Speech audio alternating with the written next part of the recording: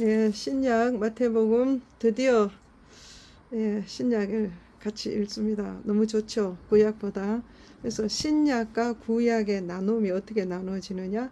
예수님이 이 땅에 오신 그 기준으로 해서 신약, 그리고 예수님이 오신 이후는 신약, 예수님이 오신 이전은 구약.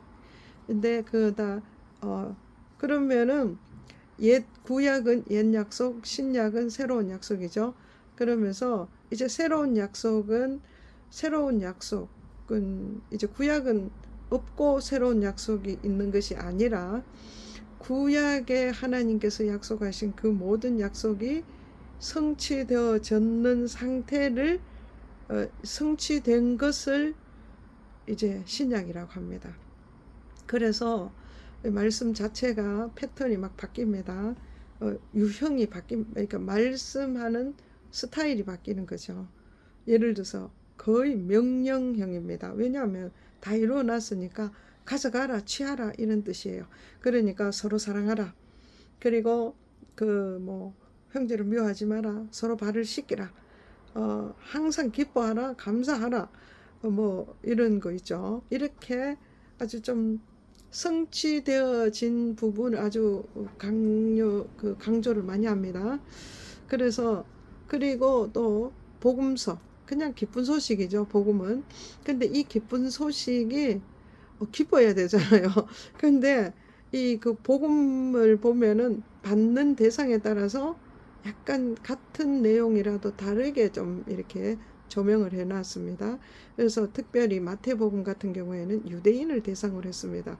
그래서 이것을 유대인에게는 복음이 메시아가 영광의 왕으로 오셔야 돼요. 그 영광스러운 복음이 돼야 돼요.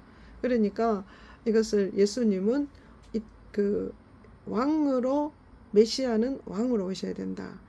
그래서 마태복음을 다른 별명으로는 사자복음 이렇게 이야기를 합니다.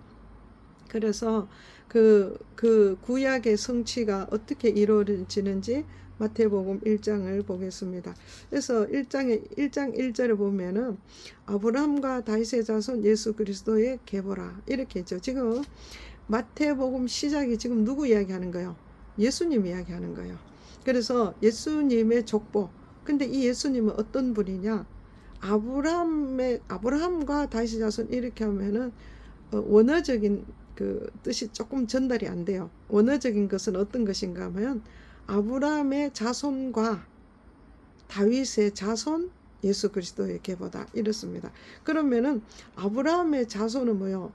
하나님께서 아브라함에게 언약하신 거죠. 그 약속하신 그 자손이다 이거죠. 아브라함에게 내 씨를 주겠다 이렇게 이야기했죠. 네 자손을 준다. 그런데 그 자손은 어떻게 오는, 누구를 통해서 오느냐?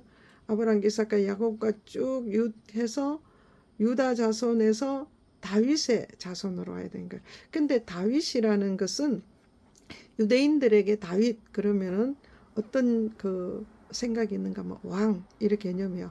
다윗 그러면 왕 똑같은 개념이요. 그러니까 예수님은 그들의 메시아는 왕으로 오셔야 된다. 그러니까 아브라함에게 언약하신 그 자손이 왕으로 오시는 다윗, 그러니까 다윗의 후손이다 이런 의미입니다. 그래서 이 계보, 그러니까 그 약속하신 그 약속대로 그 계보대로 예수님이 오셨는데, 예수님이 오시는데 이 예수님은 어떤 분이었어요? 여자의 후손으로 온다 했죠, 하나님이. 그래서 이 다윗의 계보가 쭉 따라옵니다. 그러니까 쭉 가다가 보면은 유다는 아브라함이 이삭을 낳고, 이삭은 야곱을 낳고, 야곱은 유다와 그 형제를 낳고, 유다는 다말에게서 베레스를 낳고, 베레스는 헤스론을 낳은 나손은 살몬은 보아스, 오벳에는 이세, 그러니까 다윗 그죠, 아버지. 그리고 이세는 그 다음에 다른 사람은 전부 다 왕을 안 붙였어요. 근데 이세는 다윗 왕을 낳았다 이렇게 했습니다. 그래서 다윗 왕. 그리고 쭉 계보가 내려오다가 16절에 가보면은 쭉 다윗의 후손으로 내려오다가 야곱은 마리아의 남편 요셉을 낳았으니 마리아에게서 그리스도라 칭하는 예수가 낫다. 그래서 예수님의 계보가 이렇다는 거죠. 쭉 남자의 후손으로 오다가 예수님이 낳을 때는 처녀, 여자의 몸, 여자의 후손으로 옵니다. 여자의 후손. 그래서 마리아가 여자죠. 여자에게서 그리스도라는 예수가 났다. 이렇게 이야기합니다. 그래서 구약의 말씀이 성취되는 것이 신약의 시작이다. 근데 이 구약을 누가 제일 잘합니까? 유대인들이 제일 잘 알죠. 그래서 유대인들에게는 이 복음이 이렇게 시작됩니다. 그리고 예수께서 제자들을 예수님이 이 땅에 오셔서 이제 천국에 대해서 이야기하죠. 그래서 여기 보면은 4장에 보면은 예수님이 이 땅에 오신 것은 무엇하러 오셨습니까? 마귀를 멸하러 왔죠. 그러니까 그러니까 4장에 가보면은 예수님이 그 마귀한테 이끌려가 시험 받는 게 아니에요. 예수님이 이 땅에 오신 목적이 뭐냐? 마귀를 멸하러 왔기 때문에 성령에 이끌려 마귀한테 가는 거예요. 그래서 마귀와 대결하기를 말씀을 해서 예수님이 마귀를 쫓아내죠. 그렇습니다. 그리고 예수님께서 이제 마귀가 쫓겼으니까 예수님이 이 땅에 오셨으니까 천국이 가까이 왔다. 4장 17절에 보면은 회개하라 천국이 가까이 왔다. 예수님이 천국입니다. 그래서 예수 믿는 자는 천국 백성이 되는 거죠. 그래서 예수께서 이 땅에 오셔서 복음을 전파하면서 이제 그 유명한 산상 설교를 예수님이 긴 설교를 하는 거예요. 그래서 이 설교 예수님이 직접 하신 말씀입니다. 그래서 입을 열어 가르쳐 가라사대, 이 말은 하나님의 그 신적인 권위로 그렇게 말씀하셨다 이거죠. 그냥 말씀하신 것이 아니라, 그러니까 이것은 아주 중요하다는 거예요. 그러면서 정말 복 있는 사람이 어떤 사람인지를 말씀하시고, 그 다음에 이제 뭐냐면은 그 기도를, 그러니까 진짜 복 있는 자의 삶과, 그럼 기도는 어떻게 해야 된다. 기도를 가르쳐 주시는 거예요. 그러면서 이제 이 땅의 주인이 누구냐?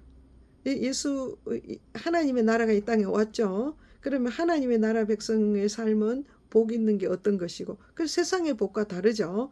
그리고 그 다음에 하나님의 나라의 백성들은 기도를 이렇게 해라. 그리고 하나님의 나라의 백성들, 천국에 왔으니까 천국 백성들은 주인을 누군지 정확하게 알아라. 그래서 한 사람이 두 주인을 섬기지 못한다. 이때까지 물질을 주인을 삼았던 사람이든 예수님이 주인이 되어야 된다. 그래서 두 주인을 섬기지 못한다. 그러므로 이제는 주인이 있는 자는 자기 것에 먹고 마시는 것 때문에 걱정하지 마라. 주인이 다 알아서 한다는 거죠. 예, 그 이야기를 하는 거예요. 그리고 천국 백성의 삶은 비판하지 마라. 비판은 뭐냐? 하나님께서 사람에게 준 권위가 아니에요. 비판은 오직 하나님만이 할 수가 있는 거예요. 그래서 왜 그러냐? 비판은 우리에게 주시지, 비판할 권세를 우리에게 주시지 않았다. 그러면서 이제 산상수훈이 끝납니다. 그리고 예수님께서 이제는 이제 12 이제 병을 하나님 예수님이 이 땅에 오신 것은 이제 그 하나님의 나라를 이루기 위해서 오셨는데, 이 하나님의 나라는 뭐니까 구원이 뭡니까? 병이 치유되고 귀신이 쫓겨나가고 그거 뭐죠?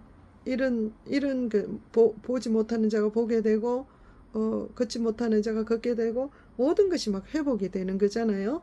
그래서 이런 일을 예수님이 하시는 거예요. 그러면서 먼저 나병 환자는 완전히 불치병이잖아요.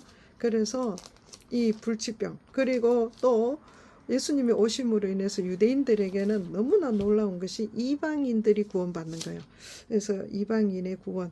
그리고 이제 가보면은 예수님께서 10장에 가면은 12 제자를 예수님이 파송을 하는 거예요. 그 12제자들이 하는 게 뭐냐 하면은 천국이 가까이 왔다. 천국 복음을 증거해요. 천국.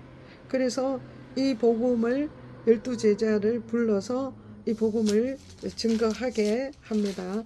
그리고 12제자들이 이제는 천국 복음을 증거하는데 이 천국이 뭔지를 알아야 될 거 아니에요. 그래서 예수님께서 13장에 가보면은 천국을 비유로 설명을 해줍니다. 천국은 비유로. 그래서 천국은 왜 그러냐? 이거는 비밀이다 이거요. 이 깨닫는 자만이 알 수 있는 거예요. 그래서 천국을 깨닫는 것은 천국을 알아야 되겠죠. 그리고 유대인들은 지금까지는 어떻게 했습니까? 율법에 갇혀 있었지만은 이제는 천국은 어떤 것이냐? 이제 예수님께서 비유로 이야기를 해 주시는 거예요. 그러면서 이제 첫 번째가 뭡니까? 씨 뿌리는 비유. 씨 뿌리는 비유는 설명이 잘 되어 있기 때문에 이제 씨는 뭐라 했습니까? 하나님 말씀이죠. 그래서 우리가 이 말씀을 받을 때에 완악하여서 기가 막히는 그런 일이 없도록 해라. 그래서 완악한 마음을 버리라는 거죠. 그래야 천국 비밀을 알 수 있다. 그러니까 그래 마음이 딱딱하고 굳어가 있으면은 하나님의 말씀이 그 복음이 천국이 와도 깨닫지 못한다는 거예요. 그러니까 이 그 밭의 비유를 하면서 마음을 잘 준비해서 좋은 땅이 되어야 말씀을 받을 수 있다. 그렇게 이야기를 하면서 천국을 가르쳐 줍니다. 그리고 이제 천국을 쭉 13장에서부터 천국 비유를 통해서 천국이 어떤 것인지 쭉 가르쳐 주고 그 다음에 하는 게 뭐냐면은 18장에 가보면은 이제 천국에 회개하고 천국이 가까웠다. 천국 백성이 되어야 된다. 천국에 있는 사람들 복이 어떤 것이고 기도는 어떤 것이고 쭉 이야기해 주시고 그 다음에는 천국 백성들이 사는 방법. 내가 지금 예수를 믿으면 천국 백성이 되죠. 그래서 천국 백성이 되었으면은 어떻게 살아야 되느냐? 이렇게 첫 번째는 18장에 보면은 사람 제자들은 어떤가 하면 예수님을 따라다니면서 누가 크냐? 예, 지금 예수님하고 있으면 천국에 임한 거잖아요. 그런데도 아직 천국의 삶을 못 사는 거예요. 그래서 예수님이 천국에서 큰 자는 누구냐 하면은 어린아이와 같이 자기를 낮추는 자가 가장 큰 자다. 그리고 또 실족하게 하는 것. 천국에서 다른 사람을 실족하게 하는 자는 화가 있다. 아주 무서운 말씀을 하시는 거죠. 연자맷돌을 다른 사람을 그 실족하게 하면은 연자맷돌을 목에 메고 깊은 바다에 들어가라. 죽으라 이 말이죠. 예. 그리고 삶은 정말 얼마나 죄에 대해서 철저하게 범죄에 대해서 너무너무 철저하게 관리해라. 심지어 만일 내 오른 눈이 너를 범죄하거든 그 눈 빼내버리라. 이 말은 무슨 말이야? 천국 백성은 어떻게 해야 된다는 거예요? 이렇게 삶이 정결해야 된다. 그리고 18절에 가면은 내가 진실로 너에게 이르노니 예수님 말씀하시죠. 무엇이든 너희가 땅에서 매면 하늘에서 매일 것이고 땅에서 풀면 하늘에서 풀린다. 그럼 그렇죠. 그러니까 어디서부터 시작하라는 거예요? 내가 천국이 죽어서부터 시작되는 것이 아니라 이 땅 지금 여기서부터 천국이 임해야 됩니다. 가끔 보면은 예수 믿는 사람이 자기는 예수를 믿는다 하면서 그 마음에 천국이 없는 사람 너무 많습니다. 천국은 먹고 마시는 것이 아니고 의와 평강이라 했습니다.